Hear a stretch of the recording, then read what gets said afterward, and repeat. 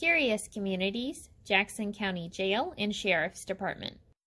Today you're about to take a tour of the Jackson County Jail, the Jackson County Sheriff's Department. I got my Chief Deputy, Dustin Stewart. He's going to give you a tour, along with my jail commander, Chris Everheart. What you're going to see today is our jail where we hold 248 inmates.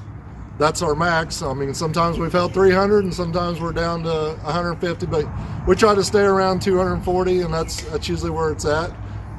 We have 100 employees that work here at the Sheriff's Department, 20 full-time deputies. We got reserve officers, dispatchers, jail officers, paper service, kitchen help, maintenance. So we got a lot going on here at the Sheriff's Department. So I hope you guys enjoy your tour. Let's come on in and I'll show you around and let the other guys show you what's inside. Hello, welcome to the Jackson County Sheriff's Department. My name's Chris Everheart. I'm the jail commander. And I'm Chief Deputy Dustin Stewart. Come on in. Thank you.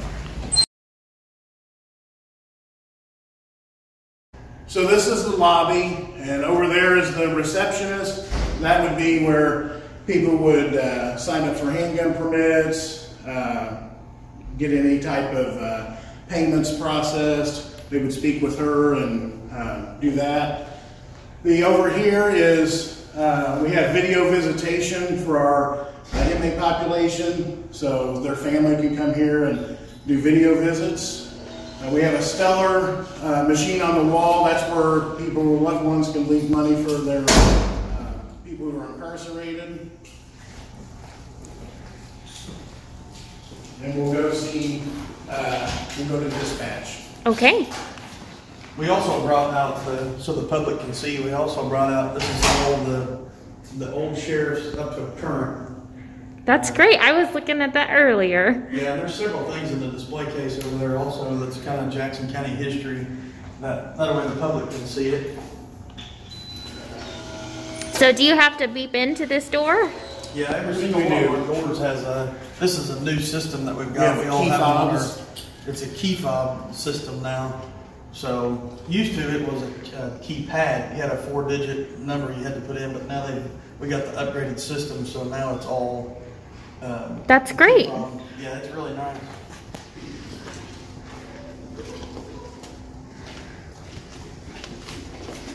So this is our old visitation area where people can come see their loved ones that were incarcerated. We utilize this for attorney visits and some special visits, so it's just through the glass on the phone. And you'll also notice that there is really none of these doors that open at the same time. It's a security feature. So if we have that door open there that we just came in, this one here can't be opened at the same time. That way no one can access the outside. That's smart.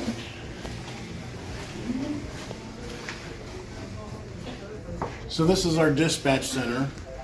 So over here, these ladies will answer 911 calls and calls into the Sheriff's Department and provide people with services and help as they need it. Mm-hmm. They're also answering the radio for the road officers and keeping track where they are. That's awesome. Yeah, the Sheriff's Department does 911, ambulance, fire, and police for all agencies besides Seymour City. Okay. So, they dispatch for everybody besides Seymour City, but they also dispatch the ambulance into Seymour City. So there's a lot of work that goes on in here. That is a lot. Yeah. There's a lot of good work. This is our central control area. So we have a jail officer that mans central control. So his responsibilities are watching all the cameras, operating most of the doors in the middle part of the building. Mm-hmm. So his responsibilities is also making sure that the jail staff are safe, viewing the inmates on our camera system, making sure they're safe. So he is responsible for letting everybody in and out of the doors and just everybody's safety. It's a big job. It's a very important job for the jail. Yeah, he's in control of the whole place.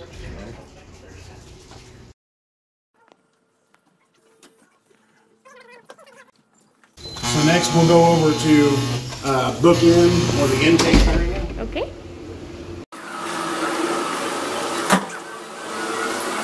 Thank you. So over here's, we use these for attorney-client rooms. Right now we're doing some virtual visit capabilities with probation and community corrections, so we'll put inmates in there and they'll conduct those visits in there. Okay. This is our matron's office.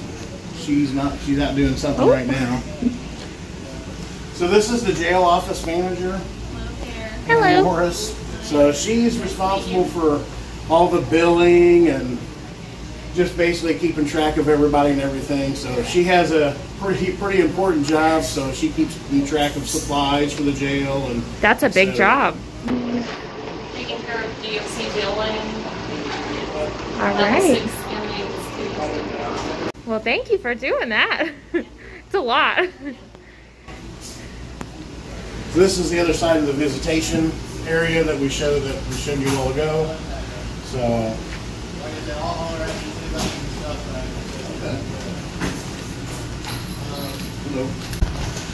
So this is our intake area, our book-in. So every time someone's arrested, then they're brought in here. We have to process them. We get all their pedigree information, take their picture, fingerprints, any type of identifying marks, tattoos, scars, marks, etc. So we do a medical analysis or assessment of them. We gather a lot of information. So we all their charges, things that crimes they're alleged of doing. We punch all that into the computer. Deal with the courts and make sure their paperwork gets to the courts. Basically process them, and we'll change them out to one of our uniforms, give them a mat, blanket, any type of laundry items they need. So somebody's brought in. That's what these officers will do. They'll start to do their assessment. So we'll bring it back to our property room. Our property room, we have a body scanner.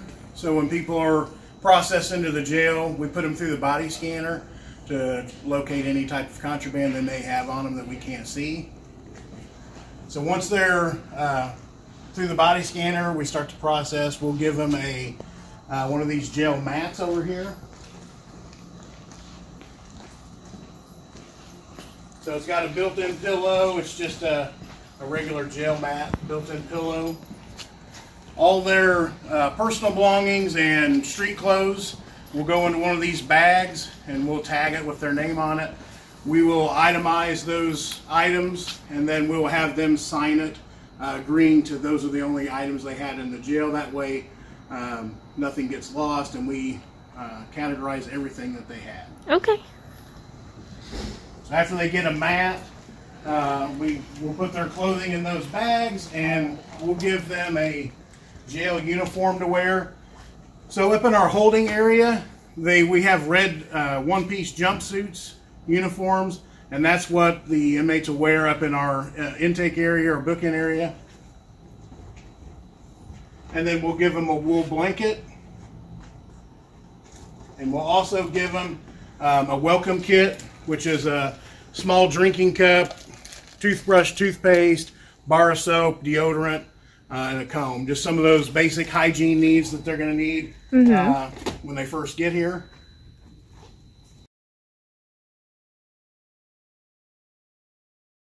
So this is our medical room.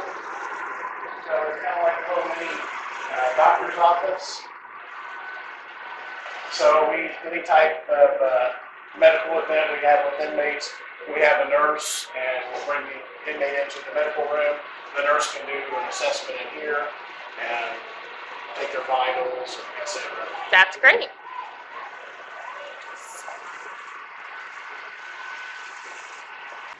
Do you guys have a lot of people coming in every day? It depends on the day, but typically most days are busy. So this is our fingerprint room. So anytime somebody's arrested, then we will take their fingerprints digitally. I was So, gonna ask. years ago, we used to have to roll the ink, and you would get it all over you and them. Now it's all digital, so we'll take their picture that identifies them as those are their fingerprints. So it's another identification feature. So this right here is a machine. It's ultraviolet light machine. So the Skytron machines, we call it. We were the first county in the state to actually utilize ultraviolet lighting as far as cleaning and sanitizing the jail. So we use this pretty regularly. So, and it's really helped us out during COVID. Yes. We've had 0 outbreaks in Jackson County Jail. That's So not many county jails can say that. So yeah, that's amazing. yeah.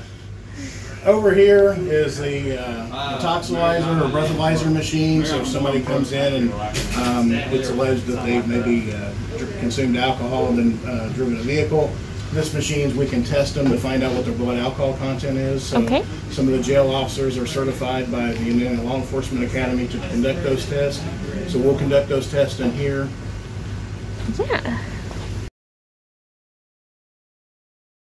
And over here is just some of our holding cells for when people arrive. We assess them, and we'll assign them a holding cell to stay in until they can be processed to general population. Okay.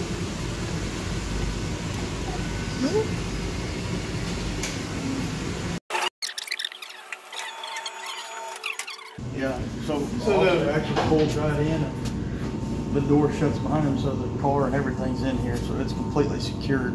Okay. That's great. Then once they're secured in here, what they'll do is they'll just bring them in and they'll have to secure their gun like we did up in dispatch.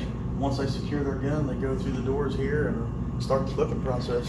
Okay. That's really nice. You can drive right in. That's really helpful. Makes it really nice. That way everybody's secured. If you have somebody that's resisting or with an escape charge that's causing a lot of trouble, I mean, they're not going to go anywhere. Absolutely.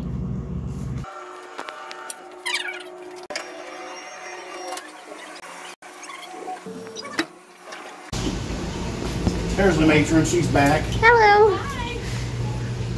Linda, you want to tell her what some of your responsibilities are? Oh, okay. I'm Linda Brown, matron. I'm in charge of the commissary monies. Whenever we make money off of the commissary,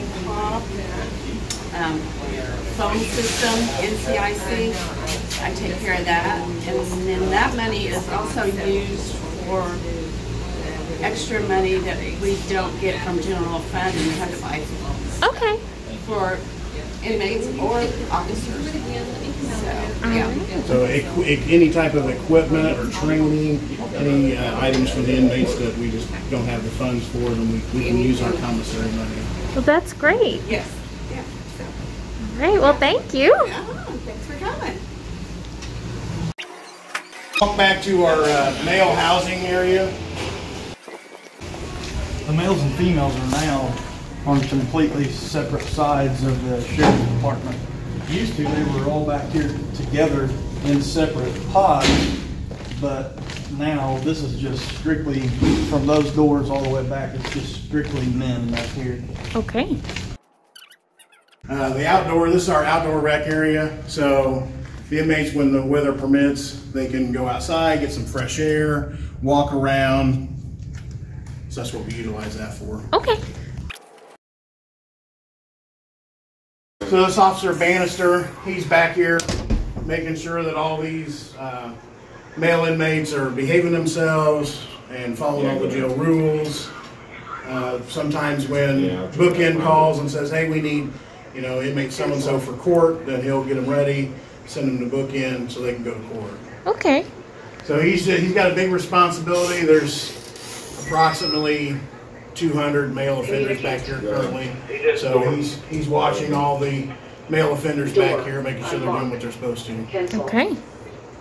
This is the position that he's in right now is about exactly like what you saw in Central and in Dispatch. I thought it was. Except he just watches over everything from the sliders that we just came through and all this just back here. And Okay. Central watches everything.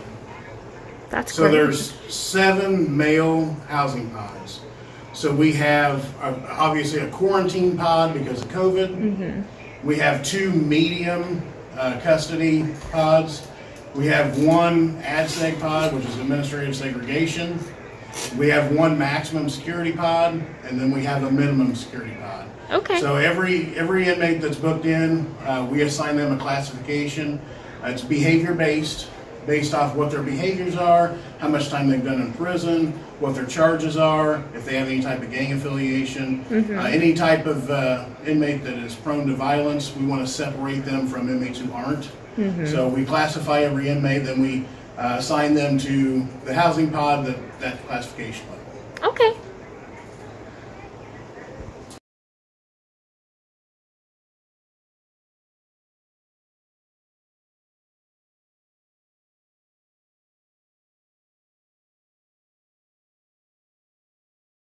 So this is our Mrt pod, or our program pod. So Mrt is moral recognition therapy.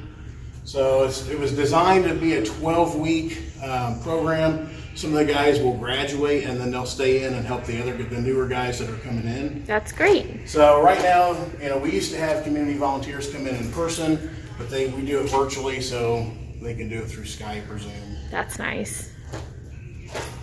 And then do they live in their pods?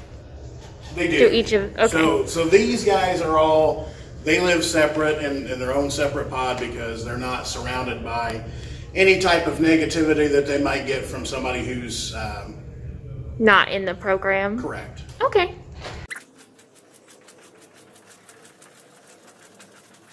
So this right here is our classroom for the male offenders. So this is where we would conduct any type of church services or any type of AA, any type of programs for the male offenders. We would hold it in here. Currently, we're utilizing this room we had our inmates tested for HIV hepatitis yesterday. It was voluntary. So that's where we conducted those tests in here. We're also utilizing this as some of our processing, some of our mail, etc. So it's kind of a multi-purpose room currently. Because of COVID, we don't have anybody from the outside coming in. So it's just a multi-purpose room now.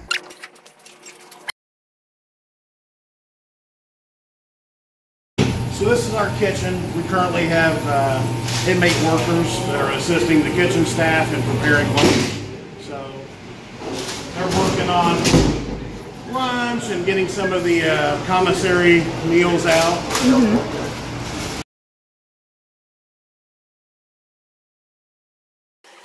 This is Elizabeth. She's our kitchen manager. So she oversees some of her employees and all the inmate workers, and she's responsible for all the certified dietary needs of the inmates, special diets, etc. Okay.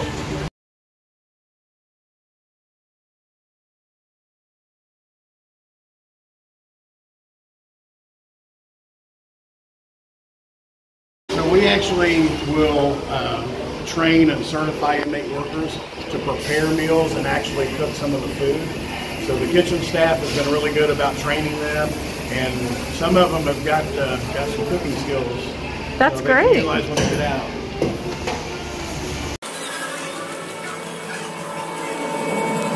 So this is our laundry room. We do laundry 6 days a week, and then we do blankets on 7 days. So we're doing some form of laundry 7 days a week. So we have inmate workers that specifically assigned to laundry, so they stay busy. Okay.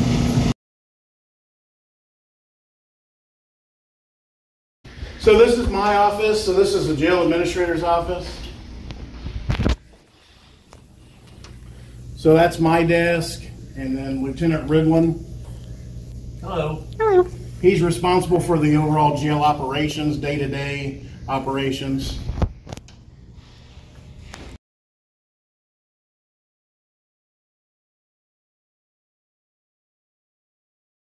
So this used to be the property room for Juvenile Detention Center, and then it was just a storage room once Juvenile Detention was closed.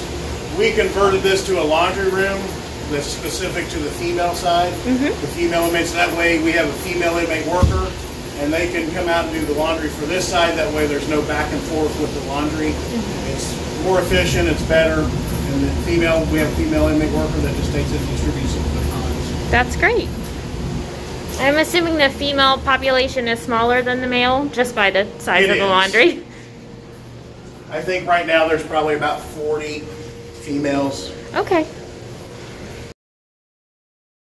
So these cells here were the holding cells for the old juvenile detention. We utilize these cells for special needs cells, medical cells, and basically it's an overall multi-purpose cell. Okay. Morning.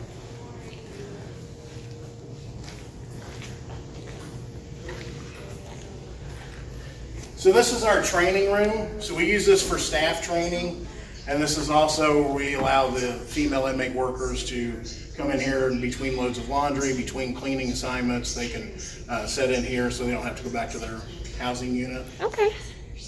And when we were doing sewing the mask, this is where the female inmates were working with the sewing machine, sewing the mask.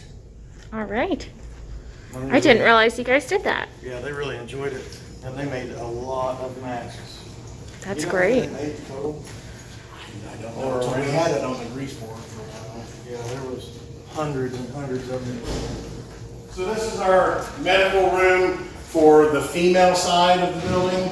So it's just a place where they can come in, treat the offenders, do vitals, and provide medical service to them. Okay.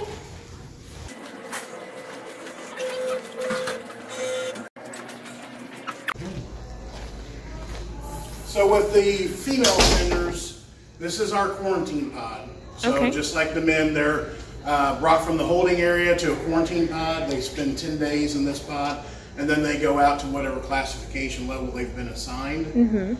So it's a little different for the females because we don't have that many housing units. So iPod is for our minimum inmates.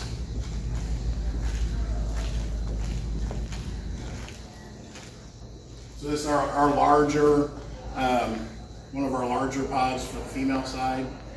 So typically a lot of the females classify as minimum. We don't get a lot of maximum security female offenders. And then if you're assigned to as a medium risk, then you'll go in here, and then we generally only have maybe 1 or 2 max offenders. So we typically will house them with the medium risk.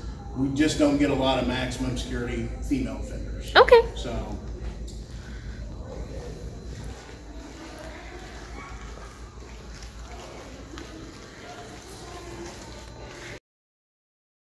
And this is our control room for the female side of the jail. Okay.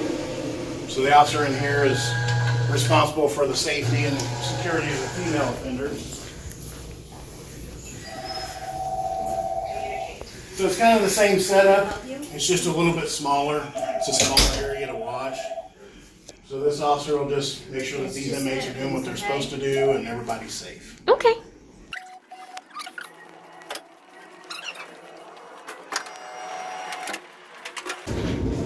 This is the administration side of everything. Like Chris is in administration, Joe Commander's in administration, and they're over here by the jail. And then you get into our offices over here. Hello.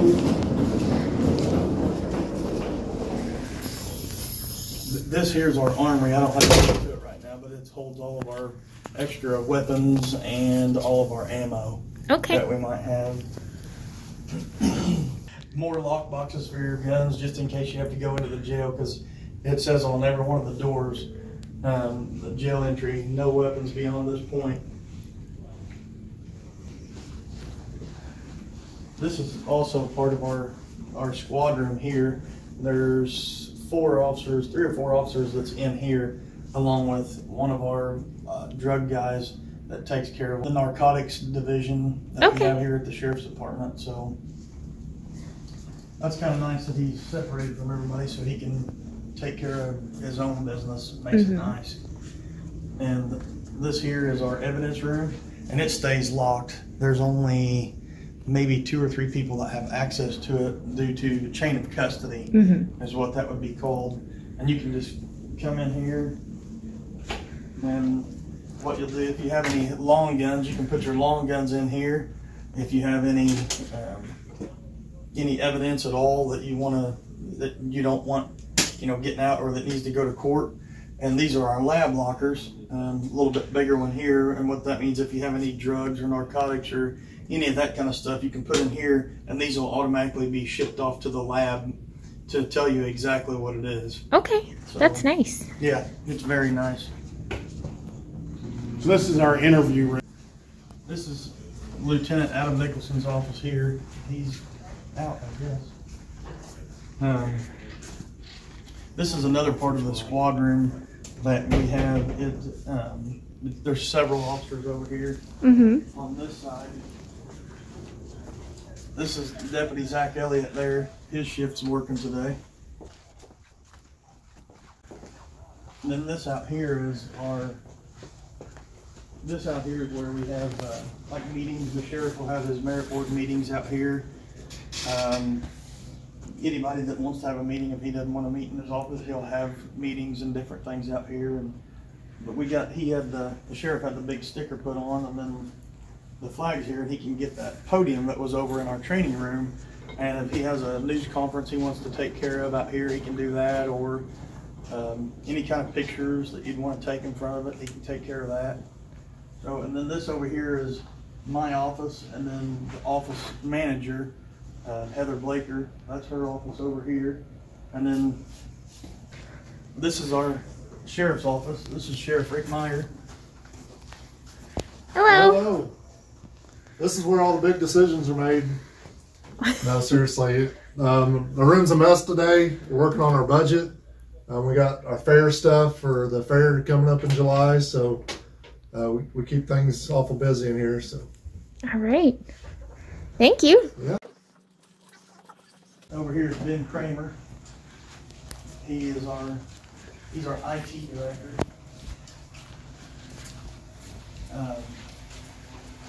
He's got a pretty big job too. He takes care of a lot of the well, pretty well everything that has to do with computers or anything that basically needs fixed. So that's a he lot. really enjoys that too. This is Stephanie in here. She is the person that takes care of all the business, answering the phones, and gets the mail, just takes care of all the stuff, all the front line right there when the people come in looking for handgun permits or accident reports and that kind of stuff. And then this over here is our last section of what you might call our squad, because there's 3 more officers in this room that have each individual desk where they can come in and work and stuff. So We'll walk back out to where we started in the lobby. Patrick also right here. He's a key player in the whole place. He keeps it nice and clean. It's always looking good around here. We'll walk through reception past Stephanie. So she's a receptionist, and as Chief Deputy Dustin Stewart said, she handles a lot of the front end work with the mail and billing and answering people's complaints and needs. Thanks for letting me in today. Thank you. And we're back out in the lobby where we started. All right. Well, thank you guys for giving me the tour. I really appreciate it. Thank you very much.